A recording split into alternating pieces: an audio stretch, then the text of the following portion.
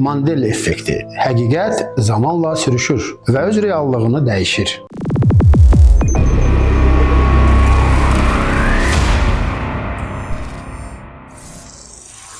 Bu o deməkdir ki, zamanla dəyərlərin yeri və məna yükü dəyişir. Yəni, misal olaraq, dünən halal-haram dediyimiz dəyərlər bugün adını eyni saxlasa da, mahiyyətini və məna yükünü dəyişir. Yəni, 10 il bundan öncəki halal yaşayan insanları təsvir etsək, görərik ki, onlar heç kimə pislik etmədən, heç kimin qisməti ilə, həyatı ilə oynamadan halal yaşayıblar. Ancaq bugün halal yaşamaq prinsiplərinə baxsaq, görürük ki, halal kəlməsi olduğu kimi qalsa da, onun yaşayış tərzi və məna yükü artıq dəyişib. Və indi bəzi haram şeylər halal kimi qəbul edilərək təqdim olunur və kollektiv tərəfindən qəbul olunur. Bu kollektiv düşüncənin çoxluğundan irəli gəlir. Yəni, hazırda haram yeyənlər çoxluq təşkil edirsə, deməli onlar harama bir halallıq donu geyindirirlər və çox olduqları üçün bu məna yükünün yerini dəyişirlər. Əsl məna yükü isə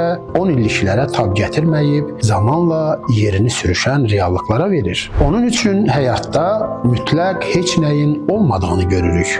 Yəni, hər şey nisbidir. Zamanla öz dəyərini və məna yükünü sürüşərək dəyişir. Yəni, sadə dildə desək, minlərlə insan eyni səhvi eyni şəkildə edirsə, demək o səhv deyil, artıq indiki zamanın həqiqətidir. Reallıq isə düşündüyümüz qədər bərk deyil. O hər an dəyişə bilən bir qum kimidir. Və sən isə bu qumun üzərində ayaq izlərini buraxmağa çalışırsan. Və sonda demək istərdim ki, qabığını dəyişməyi bacarmayan ilanlar ölümə məhkumdur.